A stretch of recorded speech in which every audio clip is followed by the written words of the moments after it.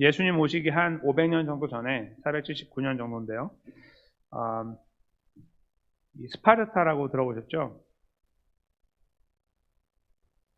그리스의 스파르타. 그 스파르타의 장군 중에 한 명으로 페르시아와 전쟁을 했을 때 승리하는데 결정적인 역할을 했던 사람 중에 한 명이 바로 파우사니아스라고 하는 사람이에요. 파우사니아스. 여기 이제 형상이 나와 있는데 이분이 전쟁을 지휘했을 때 승리가 돼서 결국은 승리하게 됐다. 이제 그렇게 기록이 되어 있는데요. 그 승리 때문에 이 사람이 이제 오만해졌는데 원래 왕족 출신이기도 하고 해서 왕권에 대한 그런 열망이 있었어요. 근데 이제 이렇게 승리를 거두다 보니까 사람들의 이목이 집중되고 또 본인을 서포트하는 사람이 많아지다 보니까 이제 새로운 생각을, 안 좋은 생각을 하게 된 거예요. 왕위를 찬탈하려고 했는데 어떻게 보면 자기 연결된 사람들이 죽이려고 하는 것을 자기가 하지 않고 페르시아에게 맡겨서, 즉 페르시아가 우리나라를 점령해주고 나를 왕으로 세워주면 내가 길을 열어줘야지. 그리고 그들이 우리를 정복하고 나는 이 나라의 왕이 되지. 어떤 이러한 아이디어를 냈어요. 그래서 그렇게 딜을 했어요. 당시에 왕이었던 크레스크세스에게 편지를 보내가지고 내가 이렇게 문을 열어줄 테니 나에게 와서 나를 통치자로 만들어달라. 이렇게 제안을 했는데 이게 드러났어요. 발각이 돼가지고 이제 이 사람을 벌어주려고 했는데 증거가 이제 인멸돼가지고 그래가지고 못하고 다시 풀려나게 됐죠. 그래서 다시 이 사람이 그 일을 포기하지 않고 진행을 했어요. 그래가지고 결국은 이제 증거가 드러나서 체포가 됐고 이제 옥에 갇히게 일보 직전이었는데 이 사람이 어디로 갔냐면 청동의 집이라고 하는 데가 있었어요. 당시에 아테네 그 여신 신전인데 거기 때 도망가서 거기 딱 숨었단 말이에요. 근데 스파르타인들의 머릿속에 뭐가 있었냐면 신전에 들어간 사람을 끄집어내면 안 돼요. 거기 들어간 사람을 끄집어내면은 저주를 받아 죽는다. 신성모독이다. 이런 어떤 아이디어들이 있었어요. 그래서 들어간 사람을 끄집어내지 못하고 이렇게 보고만 있다가 아이디어를 냈어요. 저 사람을 죽이긴 해야 되는데 어떡하지 하다가 벽돌을 쐈어요. 들어가는 입구에 벽돌을 쌓아가지고 이 교회라고 치면 이제 여기 하나 여기 창문 다 막고 저기 벽돌 쌓은 거예요. 못 나가잖아요. 못 나가요 밖으로. 그래서 어떻게 됐어요? 굶어 죽어가는 거예요 그 안에서. 실제 있었던 일이에요 이게. 근데 이제 이 사람 어머니도 분노해가지고 돌을 같이 쌓았대요 거기다가 이렇게 이분의 이 사람도 어머니도. 그래가지고 이 사람이 거의 막 굶어갖고 이제 아사 직전에 막 이러고 있을 때 또 거기서 죽으면 안 된다는 거예요. 거기서 사람이 죽으면 안 돼, 신전에서. 그래서 죽어가는 거 보고 이게 문 열어가지고 끄집어내가지고 그 문턱에서 죽었다고 합니다. 이제 그렇게 죽인 역사가 있어요. 이게 굉장히 재밌는 이야기지만 어떤 걸 말해주냐면 사람들은요, 뭔가 좋은 제도가 있으면 이거를 좋게 쓰기보다는 악하게 쓸 때가 많아요. 이게 이제 보통 여기 이제 이 사람도 보면은 그 신전에 지금 들어간 이유가 원래 들어가면 누구나 끄집어내지 못하고 죽지 않게 하는 어떤 보호장치가 있잖아요. 근데 거기에 가는 사람이 그런 사람들이 가야 되잖아요. 좀 착한 사람들. 이 사람은 잘못을 저질렀고 자기 목숨을 부지하기 위해서 거기를 들어간단 말이에요. 인간 역사는 이렇게 구성이 돼요. 그러니까 저 신전이 저는 이제 믿지 않지만 저희는 그러나 이제 그런 아이디어를 갖고 있는 분들이 그렇게 일을 해요. 근데 그거는 절대로 이런 악한 일들이 벌어지는 것을 허용하는 것은 아니었을 거예요. 그러니까 벽돌을 쌓았죠. 그렇죠? 저 사람을 죽여야 되기 때문에 보통은 살리기 위해서 만들어 놓은 거예요. 일종의 도피처가 되는 거예요. 저런 아이디어는 여기 그리스뿐만 아니라 많은 나라에도 있었어요. 근데 저희는 오늘 이 도피처에 대한 생각을 잠깐 하는데요. 도피처가 좋은 아이디어로 시작되다 할지라도 인간은 것을 망가뜨릴 수 있는 가능성이 있다는 거. 그걸 이해하기 위해서 잠깐 머릿속에 넣어놓으신 다음에 이 도피처를 처음 만드신 분, 이 세상에서 처음 만드신 분의 이야기를 한번 들어보려고 하는 거예요. 도대체 무슨 아이디어로 이것을 만들었고, 그리고 그것은 어떤 과정을 통해서 이루어지는 것이며, 그것이 얼마나 효과적으로 인간 사회에 어떤 공동체 안에 도움을 줄 것인가, 그 원래 취지를 한번 들어보려고 하는 거죠. 잘못된 이야기 말고. 그러나 잘못된 이야기가 가능하다라는 생각을 갖고 있을 때에 우리에게 질문이 생기거든요. 저런 좋은 제도가 있어도 저렇게 악용되면 어떡하냐라는 그 생각에 대한 답도 한번 들어보려고 합니다. 이 본문 안에서. 그런 가운데 우리가 다시 한번 무너진 마음들, 환경과 상황의 힘든 것들 앞에 우리가 많이 이렇게 어려운 가운데 있는데 다시 용기를 얻는 그런 귀한 말씀이 이 말씀을 통해 여러분과 저에게 주어지기를 소망하면서 잠깐 말씀을 들어가 보도록 하겠습니다. 여호와께서 여호수아에게 말씀하셨다는 하는 말씀은 시대적인 시간을 말씀하고 있는데, 원래는 여호와께서 모세에게 말씀하셨죠. 근데 모세가 이제 하나님의 부름을 받았고, 이제 여호수아가 이스라엘 이끌고 가나안 땅에 지금 들어왔고, 지금 시간을 지나가고 있을 때예요. 땅도 이제 거의 다 이제 그 분배를 다 마쳤고, 이제 점령을 이제 해야 되는 상황들, 이제 남겨놓은 상태에 있는데, 여호와 하나님께서 여호수아에게 이렇게 말씀하셨어요. 2절에 보면 이스라엘 자손에게 말하여 이르기를, 내가 모세를 통해, 예전이죠, 예전에 너희에게 말한 도피성들을 너희를 위해 정해라. 이제 그걸 실제로 만들어라, 이제 그런 말씀이겠죠. 그리고 이제 목적한 바를 설명한 것이 3절이에요. 부지 중에 실수로 사람을 죽인 자를 그리로 도망하게 하라.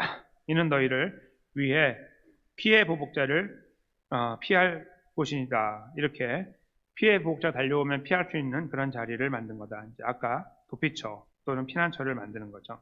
근데 거기 가는 조건은 악한 자, 실제로 사람을 죽인 자, 고의로 죽인 자, 범죄자 이런 게 아니라 그렇지 않고 부지 중에 뭐 예를 들면 도끼 나무를 하러 갔는데 도끼를 세게 때렸는데 이게 도끼가 빠져가지고 옆에 서 있던 사람이 맞아 죽는 거 있죠. 이게 전혀 의도한 바가 아니잖아요. 그럴 수도 있지만 아닐 수도 있거든요. 아닌 자들은 자기 양심을 따라 도망가는 거죠. 그런 경우에요. 그래서 그 사람을 살리는 거. 그 내용을 여기서 저희가 읽을 수가 있습니다. 저희가 이미 많이 알고 있는 내용이긴 합니다. 근데 이제 도피를 해요. 총 6군데. 제가 이제 지도를 보여드린 다음에 이렇게 나오는데, 지도를 잠깐 보겠습니다. 지도가 이렇게 나오는데, 이제 왼쪽 거는 영어권이 보시면 되는데, 이쪽에 보면 6군데인데, 나중에 오늘 본문 저 뒤에 나오지만, 저 끝에 왼쪽 위에 게데스, 여기 뒤에 중간에 세겜 이렇게 별표가 있는 거예요. 그 다음에 맨 아래 헤브론, 그 다음에 강 건너편 오른쪽에 동쪽에 골란, 라못, 베셀 이렇게 세 곳이 이제 포진해 있는 거예요. 이렇게 하나님께서 정한 거예요. 이렇게 하라고. 인구 밀도하고요. 그 다음에 어떤 지형 이런 걸 다 고려한 거예요. 저기 예를 들면 라못하고 베셀은 좀 멀잖아요. 다 중간에 강이 있거든요. 못 건너와요. 그래서 이렇게 해놓은 거예요. 그러니까 다 지형과 환경과 상황들 다 고려해가지고 하나님께서 딱딱딱딱 집어주신 거예요. 이렇게 하라고. 그 지역이죠. 6군데 중에 한 곳으로 가요. 이제 다시 44절로 오시면 하나의 도피하는 자는 그 성읍에 들어가는 문 어귀에 서요. 이제 문 이렇게 성 앞에 딱 서면은 저 위에서 내다볼 거 아니에요?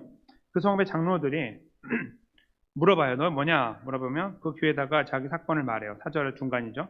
그들은 그를 성읍에 받아들여서 한 곳을 주어 자기들 중에 거주하게 해야 된다. 이렇게 하는 거죠. 그러니까 그 장로를 만나요. 장로들이 이렇게 어른들이 있어요. 어른들을 만나가지고 상황을 설명해요. 내가 사실은 도피질하다가 이렇게 빠져갖고 왔어요. 이렇게 하면 그래 그럼 들어온 다음에 살 곳을 준다는 거예요. 그것이 4절입니다. 그런 다음에 마침 그러고 있는데 딱 들어오자마자 문 닫았는데 누가 따라와서 보니까 피해 보복자예요. 죽이려고 하는 거예요. 죽이려고 하는 사람 따라왔어요. 이제 그 도끼 맞아 죽은 사람의 뭐 아들이 왔거나 형이 왔거나 이제 이렇게 될 수 있겠죠. 그의 뒤를 따라온다 할지라도 그들은 그 살인자를 그의 손에 내주지 말지니 이는 본래 미워함 없이 부지 중에 그의 이웃을 죽였기 때문이다. 이렇게 이제 말씀합니다. 그러니까 거기 들어갈 때에 이야기하는 것을 들어요. 장로들이 듣고서 판단을 하겠죠. 아 정말 이거는 부지 중에 죽인 거구나. 아니면 이렇게 물어보겠죠. 뭐 주변이 어땠고 상황이 어땠는지 물어봤는데 잘 생각해 보니까 이게 시간차를 두고서 일부러 죽인 거야. 때려갖고 여기 서게 해가지고 그런 걸 딱 알게 되면 이제 못 들어오게 하는 거겠죠. 그런 것들은 이제 구두로 다 과정을 통해서 이루어지고 들어보내는 거예요. 그러니까 들어온다는 말은 이 사람은 부지 중에 살인한 자라는 것을 적어도 그 위에 있는 어른들은 판단을 했다는 뜻이겠죠. 그러니까 내보내면 안 되는 거예요. 그 판단에 의해서. 그것이 이제 5절에 나와 있는 내용입니다. 책임을 지는 거죠. 그 판단한 사람들이. 이 6절로 가면 그 살인자는 회중 앞에 서서 재판받기까지 또는 그 당시에 대제사장이 죽기까지 그 성읍에 거주하다가 그 후에 그 살인자는 자기가 도망쳐 나온 자기의 마을로 돌아가요. 돌아갈 때 이제 증표를 주죠. 이 사람은 이제 무슨 어떤 이 사람은 자기 땅에 돌아가도 무죄하다라고 하는 하나의 이제 증서를 줘서 이 사람이 들어가서 그 남겨져 있는 가족들로부터 맞아 죽지 않도록 하는 어떤 조치를 다 취하고 돌려보내는 그런 과정을 여기 기록하신 거예요. 7절과 8절은 아까 제가 보여드린 지도처럼 그 6군데의 지형이 쭉 그냥 나오는 것 뿐이고요. 그리고 이 법이 적용되는 것은 이스라엘 사람들만이 아니에요. 이게 참 귀한 건데요. 9절에 보시면 이는 곧 이스라엘 모든 자손과 그들 중에 거류하는 거류민을 위하여. 그렇죠? 그러니까 이스라엘 모든 사람들과요. 그들 중에 살고 있는 여행객들 아니면 뭐 이방인들 조금 쉽게 그냥 다 뭉뚱그리면 이방인이라고 말하면 되겠죠. 그러니까 별로 관계가 없는 사람이 이렇게 살고 있으면 되는 거예요. 그런 사람을 포함한 거죠. 다른 말로 하면은 저희가 이 파크빌에 교회가 있는데 파크빌에 사는 모든 사람 이런 말이에요. 여기에는 많은 인종들이 있잖아요. 그렇죠? 모든 것이 다르고 그런 분들 모두가 해당되는 거예요. 모두를 말씀하고 있다. 이게 참 중요한 표현이죠. 그래서 그들은 이런 상황이 발생하면 누구나 거기 가서 자기 목숨을 보존할 수 있게 된다. 이것이 이제 하나님께서 이 도피성을 만드신 취지가 되는 것입니다. 아까 역사 속에 발생한 저런 사건도 되게 많아요. 원래 역사에. 제가 하나만 갖고 왔는데 저렇게 잘못되게 쓰여지는 저런 일들이 역사 속에 있는 거와 다르게 원래는 저렇게 악한 사람들이나 배신자 이런 사람 다 죽게 만드는 거고 그거는 그냥 여기 들어오지 못하게 하는 거고 들어오게 되면은 어떻게 하든지 그를 보호하도록 하는 거. 이것이 하나님께서 도피성을 만든 취지였다는 겁니다. 근데 전 여기에서요.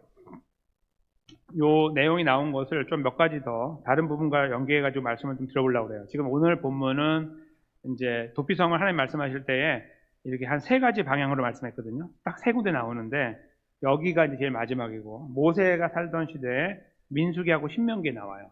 근데 이 둘 다 다른 두 곳 다 강조하는 게 달라요. 이제 제가 잠깐 이제 설명을 드리면 이래요. 민수기 35장 5절에서 31절에 나오거든요. 첫 번째로. 거기 나왔을 때는 도망자가 거기 와서 대제사장이 죽을 때까지 있다가 간다라는 심플한 내용이 담겨 있어요. 그리고 그 바로 이어지는 신명기 19장 1절에서 13절에는 그리로 가기 위해서 길을 닦으라고 했어요. 길 이렇게 그 로마로 가는 길을 닦는 것처럼 한참 전에 이건 그보다 한참 1500년 전인데 훨씬 전에 이 벌써 거기 길 닦는 일을 한 거예요. 넘어지지 않도록. 그래서 이렇게 돌 같은 거 돌뿌리가 있어서 막 뛰다가 넘어졌는데 더 이상 못 일어나가지고 잡혀 죽으면 안 되는 거예요. 하나님의 그 신실하심과 성실하심과 세밀하심이 여기 드러나는 거예요. 이렇게 누가 이렇게 써요? 어떤 사람이 이런 머리를 갖고 있어요? 하나님이죠. 다 아시는 거죠. 거기 돌뿌리도 걸려 넘어질 거 다 아시는 거예요. 그래서 돌을 반반하게 깎으라고 그랬어요. 절대 넘어지면 안 돼요. 그래서 아주 좋게 길을 닦아서 6군데에 뛰어가는 길은 다 뚫려있게 만들게 하신 거예요. 그게 바로 신명기에 기록되어 있습니다. 이게 그게 강조점이에요. 이제 첫 번째는 아까 대제사장이 죽을 때까지. 그 다음에 두 번째는 길을 잘 닦으라. 세 번째가 오늘인데 오늘에 저희가 발견하는 사실 또 한 가지는 뭐냐면 이 두 가지에 더해서 재판이에요. 재판. 판결인데요. 그 6절에 잠깐 보시면요. 여기 표현이 돼 있죠. 그 살인자는 회중 앞에 서서 재판을 받기까지, 판결을 받기까지 또는 그 당시 대제사장이 죽기까지 이렇게 돼 있어요. 이게 이제 이걸 접목해서 보면 어떤 거냐면요. 3단계가 있는 건데 이 도망 온 사람은 성에 들어올 때 장로들 또는 그 상황의 어른들과 대화를 해서 들어와요. 그렇죠? 그 어른들의 권한과 한계는 들어오는 데까지 하는 거예요. 그 다음에 여기서 머물 거냐 머물지 않을 거냐는 누가 하냐면 이 마을 사람들이 하는 거예요. 모든 사람들이 다 모여가지고. 그것이 바로 이 6절에 드러나는 되게 중요한 내용이에요. 오늘 저희가 집중해야 되는 건데요. 회중 앞에 모두 모여서 다 모이는 거예요. 오늘 저기 한 명이 왔어요. 새로 우리 여기에 이분을 우리가 좀 이야기합시다. 불러내요. 그럼 재판하는 거예요. 그러면 보지 못했던 것을 그 장로들이 묻지 못했던 것들, 발견하지 못했던 것들 발견할 수 있잖아요. 그래서 만약에 잘못이 드러나고 막 얼굴이 빨개지고 말도 막 더듬고 막 갑자기 막 이상한 일을 하게 되면 이 사람 심리적으로 이상하다 뭐 더 판단할 수 있는 똑똑한 사람들이 나와서 이야기를 할 거 아니에요. 다 모아갖고 딱 봤더니 일부러 죽였네? 그러면 바로 나가는 거예요. 거기서 바로 쫓겨나요. 그래서 여기 지금 보면은 6절에 그 살인자는 회중 앞에 서서 재판을 받기까지 거기 있는 거예요. 거기 있는데 유죄가 드러나? 그럼 나가는 거죠. 무죄 여기 끝까지 있는 거예요. 근데 언제까지 그거를 적어 놓은 거예요. 그게 바로 6절 뒷부분에 또는 그 당시 대제사장이 죽기까지 이렇게 쓴 거죠. 그러니까 이것은 아까 그 민수기에 나오지만 하나하나 다 모아서 이 조각들을 모아서 하나로 만들면 이렇게 큰 그림이 그려지는 거예요. 세 번의 단계가 있어요. 한 번은 들어갈 때 들어가서 사람들로부터 재판을 받고 재판을 받아서 무죄하면 스테이하지만 언제까지 하냐면 대제사장이 죽을 때까지 이렇게 단계가 있다는 거예요. 대제사장이 죽은 다음에 자기 본향으로 들어갈 때는 죽지 않아요. 만약에 들어가자마자 다음날 돌아가셔도 대제사장이 자기가 돌아가잖아요. 들어오자마자 가야 돼요. 오자마자 가는데 안 죽어요. 그렇게 만든 거예요. 하나님 만드신 법이죠. 굉장히 한편으로 이 법은 양쪽을 살리는 거예요. 어떤 걸 살리냐면 부지 중에 죽인 사람을 살려주죠. 그렇죠? 부지 중에 죽인 사람을 살려주지만 동시에 이것은 반대편에 나를 원수로 여기고 뛰어오는 사람도 살리는 거예요. 그 사람이 잘못된 살인을 저지르지 않도록 해서. 왜냐하면 살인하면 자기도 죽으니까. 와서 내 원수 갖고 나도 죽어야 되잖아요. 법에 의하면 살인하면 안 되니까. 근데 그걸 하려고 오잖아요. 얼마나 억울하고 마음이 아팠으면 관계된 혈연을 누구를 죽였다고 할 때 우리가 얼마나 막 불이 막 올라옵니까? 그랬을 때 막 눈이 가려지잖아요. 앞에 안 보고 와서 내가 너 죽고 나 죽자 이거 될 거 아니에요. 그러니까 뛰어왔는데 알고 봤더니 이 사람이 제대로 안 죽인 사람이에요. 의도적으로. 그러면 이 잘못된 살인에 의해서 이 사람도 죽이고 나도 죽는 거예요. 그래서 이 하나의 제도는 도망자만 살리는 게 아니라 모두를 살리는 거예요. 그런 의도를 갖고 있는데 인간은 이런 귀한 제도를 받고 이스라엘 백성들이 어떻게 했는지 성경에 기록되어 있지 않아서 잘 모르지만 그 이외의 다른 역사들을 보면요. 이 아이디어들이 이제 다른 나라로 간 거예요. 그리스도 가고 저기도 가고 저기도 간 거예요. 다 가서 페르시아에도 가서 이제 쓰여지게 된 거예요. 이 아이디어가. 이 아이디어가 쓰여지게 될 때에 거기에 사람들은 힘 있는 사람들에 의해서 쓰여지거나 정치에 의해 쓰여지거나 아니면 악한 자들에 의해서 쓰여지거나 아니면 어떤 그 연대에 의해서 쓰여지는 어떤 이런 형태로 발전하게 됐다는 거예요. 그러니까 좋은 의도로 주어진 도피성이 인간들은 그것을 자기 멋대로 자기의 의지와 자기의 유익을 위해 사용하는 것으로 역사는 우리에게 보여주고 있는 거예요. 즉 그렇게 보면 실패한 제도예요. 아니면 하나님의 뜻이 이루어지지 않은 그렇게 원하셨던 것이 이 제도를 통해 이루어지지 않는 제도라는 말씀이 되는 겁니다. 저는 그것을 여기서 이제 거기까지 가지는 않았지만 본문은 생각해 보게 돼요. 분명하게 좋은 의도로 주어졌는 그 자리에. 근데 그 중에 한 가지가 바로 재판이에요. 거기에 이제 지금부터 집중하려고 하는데 재판이 뭐냐면 사람들이 모이잖아요. 이제 저 중에 한 곳 이제 예를 들면 헤브론이라는 곳으로 생각해 볼게요. 왼쪽 아래 맨 아래에 있던 그 헤브론에 이제 누가 도망갔는데 이제 거기에 사람들이 모여 있잖아요. 이렇게. 근데 이게 성읍이 아주 큰 게 아니에요. 왜냐하면 이게 어떤 개념, 어떤 아이디어냐면요. 그 레위인들에게요. 하나님께서 땅을 주라고 그랬어요. 레위인들은 일을 안 하니까 먹고 살아야 되잖아요. 그래서 지파 12개 지파로부터 땅을 이렇게 주도록 해가지고 받았거든요. 그게 48개 지역이에요. 그러니까 막 큰 성이 아니라 이게 마을이에요, 마을. 그러니까 이런 마을이에요. 파크빌 같은 이런 마을. 이렇게 크지 않았겠지만 마을이 있는 거예요. 그런 마을들 중에 48개를 받았거든요. 거기서 농사 짓고 사는 거예요, 본인들도. 이 레위인들도. 대신에 이제 항상 성막에 일을 해야 되니까 거기 집중하겠죠. 그렇게 살도록 만들어 놨는데 그 중에 6개란 말이에요. 그러니까 아주 큰 곳이 아니에요. 그러니까 이제 어떤 현상이 발생할 수 있냐면 거기 모인 사람들이 어떤 사람이냐가 중요한 거예요. 살다 보니까 이제 동네에서 왔을 거 아니에요, 거의. 동네에서 뛰어왔단 말이에요. 저 마을에서 왔대, 이 사람은. 그럼 거기 마을에 있는 사람이 여기서 알 거 아니에요. 그 사람들이 여기 와서 또 레위인들의 이 섬김을 통해서 이제 제사를 드리는 일을 하니까 서로 관계가 형성된단 말이에요. 이렇게 알게 모르게. 그런 것들이 이제 딱 갖춰져 있을 때 우리가 생각하지 않는 변수가 있는 거예요. 그 뭐냐면 모여있는 사람들끼리 서로 이 사람을 미워하는 거예요. 도망 온 사람을 미워하는 거야. 이 사람이 분명히 부지 중에 죽였는데 의도적이 아니었는데 색안경을 끼고 보는 거죠. 그리고 그걸 옆에 사람한테 말하는 거예요. 내가 저 사람을 평소에 아는데 거짓말을 하면서 내가 저 사람 평소에 아는데 어떻게 이렇게 알아봤는데 건너 굉장히 나쁜 사람이래. 원래부터 아기가 있고 머리가 굉장히 교활해가지고 이렇게 사람 세우고 때리고 뭐 이런 거 잘한다고 그러더라고.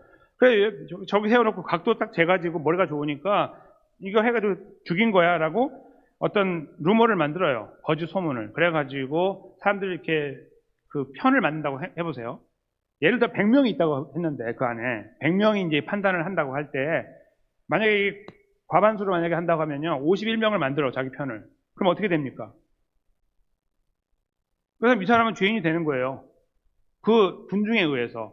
그러면 자기가 정말 그렇게 안 죽였는데 사람들에 의해서 자기가 판단받고 자기는 쫓겨나고 죽는 거예요. 이게 가능하다는 거예요. 사람들은 그렇다니까요. 사람들은 그래요. 그러니까 이게 무슨 아주 퓨어하게 순전하게 뭔가 이렇게 귀한 걸 주셨네. 잘 따라가서 우리가 서로 보존하고 살아야지. 이런 취지가 사라지기 시작하고 그 안에 어떤 사람들의 감정과 관계와 이해관계가 이렇게 개입되기 시작하면 별의별 일이 다 일어나는 거예요. 바로 그것이 지금 현재 벌어지고 있는 세상의 정치 아니겠습니까? 그렇죠? 저 정치인 자체를 제가 막 이렇게 폄하하고 그렇게 부정하는 것이 아니라 보편적으로 보는 세상에 돌아가는 일들 중에 그래도 가장 저희가 좀 마음 아파하는 것들이 정치 속에 많이 있으니까 이제 말씀드린 것 뿐이지 사실은 인간관계 안에서 이런 일이 많이 벌어져요. 우리 관계에서도. 그러니까 그런 특별한 관계들이 형성되어 있는 상태에서요. 누군가를 지적해가지고 죄인 만드는 거 그렇게 어렵지 않아요. 그럼 그 사람 죽는 겁니다. 그냥 아무리 자기가 죄가 없어도 죽어요. 그러니까 하나님 만드신 제도에서 죽는 거예요. 그게 이제 그려지시죠, 머릿속에. 근데 거기에 등장하는 제도의 허점이라고 말하는 게 아니라 제도 중에 인간이 가장 교활하게 이용하는 것이 재판이에요. 왜냐하면 대제사장의 죽음은 컨트롤 못하니까요. 그리고 그가 죽는 것은 자유를 주는 거기 때문에 그가 죽기 전에 해결해야 되거든요. 죽기 전에 재판을 열어서 충분히 할 수 있다는 거예요. 근데 공교롭게도 제가 여기에서 재판을 강조했지만 이제 나중에 읽어보시면 아시겠지만 민수기 35장 24절에도 회중이라는 단어가 나오고 신명기 19장 13절에도 내 눈, 너의 눈이라고 하는 단어가 나와요. 그래서 이것을 통해서 볼 때 뭐냐면 거기 모여있는 불특정 다수, 이름을 말하지 않지만 함께 모여있는 소위 회중, 모여있는 사람들을 여기에 다 명시해놨어요. 무슨 말씀이냐면 하나님께서 여기에만 말씀하신 것이 아니라 여기선 분명하게 했지만 사실은 민수기에도 신명기에도 회중이 재판하는 것을 다 넣어 놓으셨다는 거예요. 이렇게 아시겠죠? 그러니까 이것이 가장 중요한 거예요. 집중해야 돼요. 오늘 특별히 여기서 그것은 불안정한 거예요. 이제 하나의 예를 제가 들어드리겠습니다. 여러분과 제가 잘 아는 불안전하고 불합리했고 잘못된 재판 한 가지가 뭡니까? 성경에 등장하는 솔로몬의 재판이 아니고요. 빌라도의 재판이죠. 빌라도가 재판을 할 때 어떻게 했습니까? 예수님 죄를 발견했습니까? 못 발견했습니까? 아무리 봐도 무죄하거든요. 풀어줘야 돼요. 권한이 있고. 근데 분위기 보니까 밀라이 날 것 같은 거예요. 야, 이거 내가 풀어줬다가 나한테 덤벼들면 어떡하지? 우리 군대가 별로 안 되는데. 인해전시로 들어오면 우리가 다 지는데. 뭐 이런 생각한 거예요. 와이프가 또 한마디 하잖아요. 내가 꿈자리가 안 좋았습니다. 판결을 자기 혀로 딱 틀어버리는 거예요. 불합리한 판결이었죠. 오늘 여기 본문에 드러나고 있는 이 재판 또는 이 판결에 대한 불합리성, 불완전성에 대한 분명한 예가 예수님의 재판에 드러나고 있는 거예요. 그리고 예수님은 그 재판 덕분에 돌아가셨습니다. 여기서 저희가 하나님의 섭리이기 때문에 그도 어쩔 수 없을 겁니다. 이렇게 이야기하는 것은 매우 역사를 가볍게 보는 거예요. 무책임하게. 하나님이 다 했는데 내가 사람 죽이면 어때? 이거하고 같은 말이에요. 그렇게 말하면 안 되고요. 그걸 깊이 돌아봐야 되는 거예요. 그 일 안에서 읽어야 되는 것은 인간의 행위라는 거예요. 재판장이었던 빌라도가 취했던 방법. 자기 이익 때문에 어쩔 수 없는 거예요. 사람들의 아까 말씀드린 군중의 힘, 그거에 눌려서 거짓 판결을 내는 거예요. 자기가 볼 때는 죄가 없어요. 죄가 있다고 하고 십자가에 못 박도록 내어놓은 거죠. 성난 군중이 등장해서 이 옳고 그름을 바꿔버린 거예요. 예수님은 거기에 무고한 희생자가 되었습니다. 분명한 무죄였던 예수님이 유죄의 판결을 받고 십자가에 돌아가시는 과정이 그 재판 속에 드러나고 있죠. 저는 이 두 가지를 여기서 연결해 볼 수 있는 근거가 있어요. 왜 그러냐면요. 이 제도가 갖고 있는 것은 원래 우리가 잘 알다시피 대제사장의 죽음을 통해서 사람을 살리는 예수님의 십자가와 부활 사건을 미리 보여준 일이기 때문이에요. 근데 거기에 석연치 않은 것이 붙어 있는 거예요. 재판. 재판만 없었으면요. 깔끔한 이야기예요. 대제사장이 죽어서 사람을 살린다. 죄인으로 치부될 수 있는 사람을 살린다. 이게 이제 구원의 메시지, 복음의 메시지, 예수님 십자가 사건이기 때문에 그래요. 그래서 재판이 대롱대롱 매달려가지고 이 이야기에 이 초점 잡는 것을 어렵게 만드는 거예요. 그런데 그렇지 않은 거죠. 왜냐하면 그 재판이 예수님의 재판과 이어지기 때문이에요. 그리고 예수님께서 그 재판을 통해 돌아가셨다는 사실이 이어지기 때문입니다. 왜 그 길을 걸어가셨죠? 그 길을 걸어가셨죠? 하나님 백성인 저와 여러분을 죄와 사망에서 구원하기 위하여 그 길을 걸어가신 겁니다. 그 길을 성경에서 여러 가지 각도에서 쓰고 있지만 저는 이 오늘 본문하고 연결된 한 부분이 히브리서 7장이 아닐까 생각하는데요. 7장 26절에서 27절을 제가 가지고 왔는데 잠깐 들여다보겠습니다. 제가 26절을 잠깐 읽겠습니다. 이러한 대제사장은 우리에게 합당하니 거룩하고 악이 없고 더러움이 없고 죄인에게서 떠나 계시고 하늘보다 높이 되시니라. 여기까지 잠깐 보세요. 지금 도피성을 도망 온 사람을 판단할 때에 사람이 무고한 자라, 죄 없는 자라는 것을 판단해서 들어왔고 재판을 하는데 정식 재판, 제대로 된 재판을 했다면, 공평하게 했다면 죄인이 아닌 것이 판명돼서 스테이하게 되는데 어떤 정치적인 색깔에 의해서 환경과 상황과 타락한 어떤 환경에 의해서 거기서 이 거짓 판결을 받아갖고 이제 문 밖으로 나가서 죽게 된다는 있죠. 그 사건을, 그 상황을 떠올려봐요. 예수님께서 지금 오늘 드러나고 있는 이 한 도망 온 도망자의 모습처럼 원래는 만약에 판단을 받으셨다면은 죄가 없다, 무죄하다라는 것으로 판결을 받아야 하는 분이라는 거예요. 그게 이제 26절에서 강조하고 있는 거예요. 거룩하고 악이 없고 더러움이 없고 죄인에게 떠나 계시고 하늘보다 높이 계신 되시니라. 예수님이잖아요.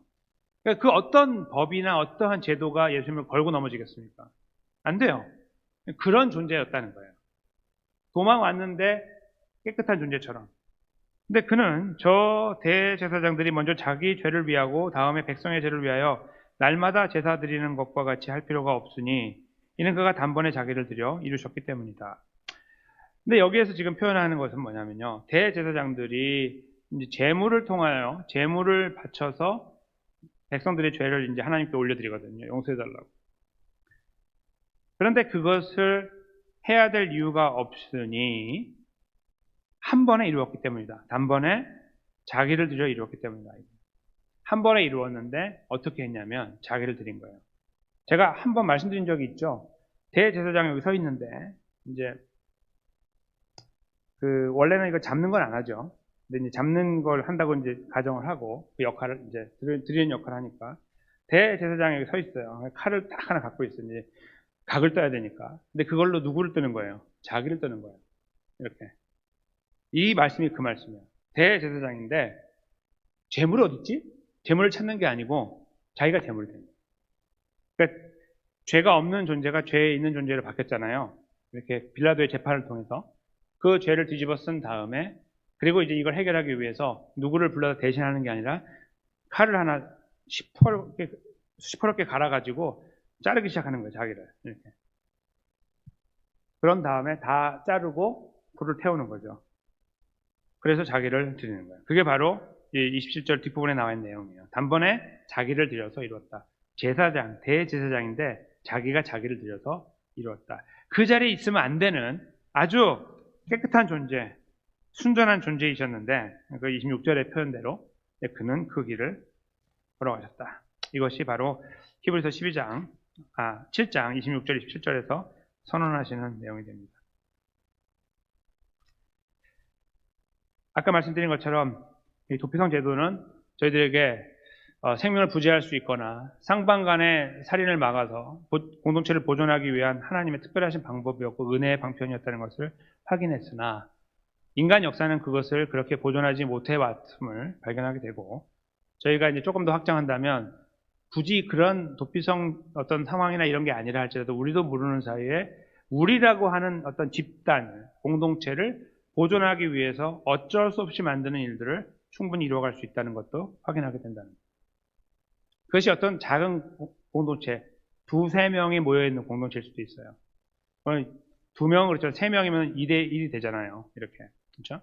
우리 그런 사회 안에서 이렇게 살면서 우리도 모르는 사이 이렇게 뭐 이런 것들은 난 이런 거하고 관계없어요. 난 이런 비열한 일을 안 합니다. 이런 좋은 일을 왜 그렇게 나쁘게 써야 됩니까? 나는 그렇게 안 합니다라고 하는데 알고 봤더니 다 하고 있는 수 있는 거예요. 자기 본인의 집에서 나와서 직장에서 관계 속에서 나도 모르게 뭔가 이렇게 딱딱딱딱 만들어 놓으면서 이렇게 잘라놓고 저렇게 잘라놓고서 그 안에 내가 딱 있으면서 내 것에 대한 어떤 가중치를 높이면서 이 존재나 아니면 가치에 대해서 거기에 딱 붙들리바 돼가지고 다른 것들을 하대하거나 눌러버리거나 업신여기고 그렇게 하는 과정들을 충분히 지나갈 수 있다는 거예요. 그리고 결국 끝자락에 가서 우리의 양심이 그렇게 무뎌졌기 때문에 아무런 흔들림 없이 눈 하나 깜짝 안 하고 그 결론에 가서 마지막 버튼을 눌러서 그를 제거해 버릴 수도 있다는 거예요. 충분히 가능한 이야기예요. 어떤 역사 속에 저 사람만 나쁘기 때문에 저렇게 했으니까 아까 그 장군만 그렇게 한 것 같아요? 그렇지 않아요. 제가 말씀드렸잖아요. 되게 많다고 이런 이야기들이. 그냥 있는 거예요. 인간 사회에 그냥 있어요. 버젓이 존재하고 있는 이야기. 그러니까 피난처 이런 표현으로 우리가 이제 설명해서 말씀으로 이어졌지만 본문에서 그렇게 말씀하고 있지만 이것은 여러분과 제 삶의 현장 그 자체가 될 수 있다는 거예요. 특정한 장소가 아니고. 그래서 우리를 모르는 사이에 그런 일들을 우리가 행할 수 있고 아니면 그런 일 때문에 내가 당할 수 있어요. 그렇죠? 기브 앤 테이크 서로 주고받을 수 있다는 거예요. 그런 어떤 모순된 관계 막 부서진 관계에서 계속 부딪히면서 끝까지 그런 모양으로 계속 걸어갈 수도 있는 거예요. 그리스도인도 마찬가지예요. 전혀 다르지 않아요. 전혀 안 달라요. 그렇게 할 수 있거든요. 이 말씀을 알아도 마찬가지고. 이게 그렇게 와닿지 않았잖아요. 도피성이 이렇게 와닿으셨어요? 와닿으셨잖아요, 지금까지. 다시 한번 생각해 보세요. 그럼 우리는 충분히 가능성을 가지고 살아가요. 그걸 이렇게 담보하고 살아가요. 붙잡고 있는 거예요, 항상. 이렇게 놔버리지 않고 붙잡고 가고 있는 거예요. 한번 써야 될 수 있으니까, 언제. 그렇죠? 내가 지금은 안 써도 그렇게 써야 될 수 있고, 그 아이디어를 갖고 살아갈 수 있다는 거예요. 그게 여러분과 저의 삶의 현장이고, 우리의 현실이에요. 이 본문의 말씀을 읽어서 우리는 그래서 얻는 것은요, 그냥 이런 거죠. 예수님이 그냥 그 대제사장이 되고 돌아가셨대. 이런 정도에 끝나는 거예요. 근데 재판을 돌아다 보니까 가만히 있어봐. 우리 어떻게 살아야 되지라는 그림이 보이는 거예요. 근데 가뜩이나 거기에 보이는 또 하나의 그림은 정말 마음 아프게도 그 판결의 수혜자가 되지 못하고 반대편에서 피해자가 되신 예수님이 보이는 거죠. 근데 왜 그 길을 걸어가셨죠? 거기 원래 누가 있어야 되는 거예요? 여러분과 제가 그 자리에 있어야 되죠. 판결은 모르겠지만 판결의 끝자락에서는 그래요. 판결을 우리가 받을 이유도 없고, 그렇죠? 역사적인 옛날 사건이기 때문에. 그러나 십자가는 다 우리 것이에요. 십자가라는 형틀이 우리 게 아니라 죽음이 우리 거죠. 왜요? 우리는 하나님의 논리에 의해서 만들어졌고 하나님의 법에 의해서 만들어졌는데 우리는 하나님을 배반했기 때문입니다. 인간이 악한 것이 아니고요. 악해서 비열한 존재이기 때문에 아니에요. 잔인하기 때문이 아니라 그냥 하나님을 등졌기 때문에 끝난 거예요. 하나님의 논리죠. 그리고 우리는 그런 등을 돌렸기 때문에 잔인하고 악한 존재가 된 거죠. 그게 우리예요. 예수님이 오셔서 돌아가신 과정에 억울한 재판을 지나가시고 이 희생의 십자가를 완수하시고 3일 만에 부활하셔서 우리를 구원하셨습니다. 인간은 망가뜨렸지만 그래서 영원히 망가뜨려 버리는 것인 줄 알았어요. 저 봐봐 다 그렇게 살잖아. 다 그렇게 쓰고 있잖아 라고 우리가 생각하고 있는 그런 거였는데 하나님께서 말씀하시는 거예요. 누가 그래? 누가 그러더니? 누가 그러디? 이렇게 말씀하시는 거예요. 너희들은 그럴 줄 몰라. 그렇게 될 거야 끝까지. 계속 그렇게 가겠지. 나는 안 그래. 난 한 번도 포기한 적 없고 난 완성했어. 십자가로. 이렇게 말씀하시는 거예요. 우리에게 이 주도권을 줘서요. 한번 잘 이루어가고 잘하면 복 주고 이런 것들은 절대로 없어요. 그런 거 아니에요. 그런 거 있어봤자 우리 못하니까 그건 아니고 뭔가 그런 것들 우리 인간에게 이렇게 힘을 줘가지고 야 힘있게 한번 해봐 이런 것도 아니에요. 그 되는 게 뭐가 있는데요? 다 무너져 내리고. 저는 그 자체 시도 자체가 뭐 필요 없습니다 그런 게 말씀드리는 게 아니에요. 우리는 이렇게 살아가는데요 무너져요. 자꾸 무너진단 말이에요. 그걸 제가 말씀드리는 거예요. 그 현실을 보시라고요. 현실을 못 보니까 나는 안 무너진다고 생각하는 거예요. 무너지고 있는데 자기를 판단 못하는 거죠. 나는 무너져요. 맨날 무너진다. 이 부분에 동의를 하지 못하면 이 말씀을 이해할 수 없는 거예요. 그 무너지는 존재이고 맨날 배신하고 주님을 팔아버리는 존재라는 사실에 우리가 동의를 분명하게 할 수 있을 때에 이 말씀의 의미가 다가오는 거예요. 그리고 내가 어떻게 해야 될지가 보이는 거죠. 주님이 나를 위해 그 길을 가신 거예요. 옆 사람이 아니고 나 같은 존재를 위해서. 저 나보다 훨씬 못하고 더러워 보이고 지저분해 보이고 악해 보이는 저 인간 말고요. 나야. 나.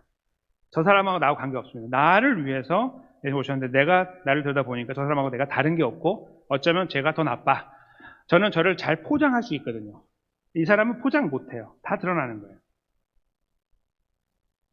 충분히 가능한 이야기입니다. 똑똑한 사람일수록 더 할 수 있는 문제일 수도 있습니다.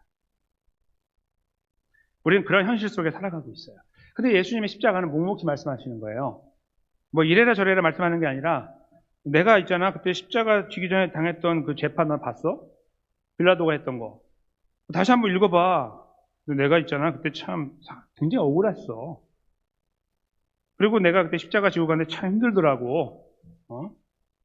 아무도 옆에 없고 알아주지 않고 제자들 다 떠나고 외롭게 그냥 갔거든 그 길을. 이렇게 그냥 말씀하시는 예수님을 한번 생각해 보세요. 이렇게 해라 저렇게 해라가 아니고 그냥 그것만 사실만 말씀하고 천천히 이렇게 읊어주시는 예수님을 한번 떠올려 보시라고요. 그 앞에 나 자신을 세우실 때 그 뭔가 이렇게 세우실 때 근사한 모습에 나를 세우지 마시고요. 정말 솔직한 모습, 진짜 솔직한 모습으로 나를 세워보세요. 이렇게 그 십자가에서 말씀하신 예수님 말씀을 이렇게 듣는다고 생각해 보세요. 그게 여러분과 제가 이 말씀의 끝자락에서 해야 될 마지막 액션이에요. 반응이에요. 너무 감사하죠? 너무 감사해요. 한 번으로 우리가 어떤 악한 행동을 해가지고 그걸 뛰어넘은 다음에 다시 그 일을 가지 않고 그것이 어떤 것이건 관계없이 지저분한 것이건 더러운 것이건 악한 것이건 잔인한 관계없이 모든 어떤 것들 한 가지 우리가 다시 그것을 완전하게 종지부를 찍어갖고 뛰어넘었다 쳐보세요. 그러면 이 말씀을 들을 때 감흥이 덜하겠죠. 나는 죄를 딱 끊어버리니까 그냥 딱 끊어지더라고요. 이렇게 되는 분이 계신다면 그럴 거예요. 그러나 정말 우리를 깊이 돌아볼 때 우리 마음속 저 끝에서 계속해서 흘러넘치고 있는 이렇게 막 저 창작 저 끝에서 왔다 갔다 하면서 계속 올라오고 있는 이런 어떤 우리만의 감춰져 있는 죄들이 나를 계속 집어삼키고 있을 때 거기서 나는 어떻게 하겠냐는 거예요. 그 진지한 생각들을 하지 않으니까 너무 얄팍한 거예요. 인간이 너무 얄팍한 거예요. 그리스도인이 너무 얄팍한 거예요. 은혜 그거 안 닿아요. 이게 다가오지 않는 거예요. 예수님은 여기서 그렇게 매달려 계시면서 말씀하시는 거예요. 너 억울하고 힘든 일 많지? 세상 살면서. 아픈 것도 많지? 갑작스러워서 힘들고 추스리지 못할 만큼 무겁지? 내가 너를 위해 걸어갔던 걸음에 그런 자국들이 있어. 왜냐하면 네가 나를 이해하고 착하게 살 것을 내가 기대했기 때문이 아니고 내가 너를 너무 사랑했기 때문이야. 이렇게 말씀하시는 예수님을 저희가 그 마음을 여기서 헤아려야 돼요. 죽음에 이르는 판결은 여러분과 저의 것이었어요. 근데 저 죽음에 이르는 판결에 예수님이 서 계신 거예요. 아무런 변명하지 않으세요. 억울해서 죽을 뻔했다 내가. 한 말씀도 안 하세요. 그리고 계속 우리를 사랑한다고 말씀하십니다. 그것이 이 십자가의 능력이에요. 은혜입니다. 그것이 여러분과 저의 삶 속에 변함없이 흘러넘치고 있어요. 우리가 어떤 시간을 지나가도 변함없이 함께하고 있는 거예요. 그것이 여러분과 저를 붙들고 있는 능력이 되기도 합니다. 이것이 바로 예수님의 십자가의 능력이고 복음의 메시지예요.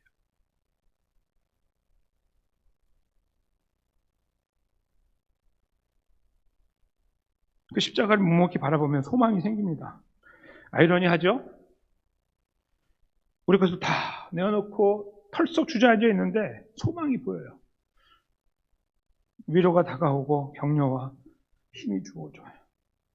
저 마음 쓰라린 가슴을 이렇게 붙잡고 거기에 연고를 바르시고 기름을 바르시면서 위로하는 손길이 경험되어져요. 이상하게도 그 사랑이 우리 혈관에 흐르는 것을 느껴요. 그때 우리는 끝자락에서 이렇게 돼요. 우리도 모르게 그래 다시 허리띠를 졸라매자. 뭐 잘 될 것 같으니까가 아니라 한번 졸라매자. 왜냐하면 하나님의 나를 향한 사랑이 변함없으시고 예수님의 십자가와 부활의 그 은혜가 나를 감고 계시고 성령님께서 나와 동행하고 계시니 그 자리에 그렇게 서자라는 뜨거운 마음. 그렇게 달라고 하지 않고 그런 마음 달라고 하지 않는데 주어지는 것을 경험하는 거죠. 그리고 어쩌면 우리도 모르게 가해자의 모습으로 살아가고 있는지 모르는 저 삶의 현장에서 그 삶을 중단하게 해달라고 주님 앞에 기도하게 될 줄 몰라요.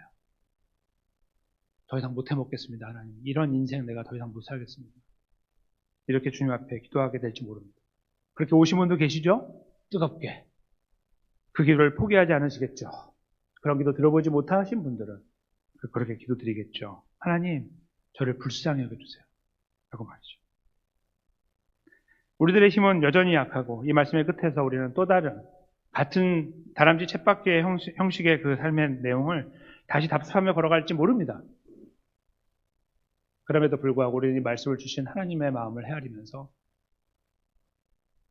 은혜를 구해야 되겠습니다. 성령 하나님의 능력으로 우리와 연합하여 우리를 끝까지 붙잡고 계신 영원한 대제사장이시고 자기를 찢어버리셔서 나를 살려주신 예수님의 그 이름으로 성령 하나님, 그 하나님 아버지 앞에 기도로 우리의 걸음을 의탁하면서 그것이 어떠한 것이건 힘들게 하는 것이건 우리가 악한 일을 행하는 것이건 어떠한 형태이건 어떤 형태와 상황과 환경에 있든 관계없이 하나하나 깊이 맡겨드리면서 우리가 한 줄을 또 걸어가야 되는 이 걸음 속에서 그 삶을 조금 더 책임감 있게 진실하고 정직한 모습으로 살아가는 저와 여러분의 걸음이 되기를 예수님의 귀하신 이름으로 간절히 축원합니다.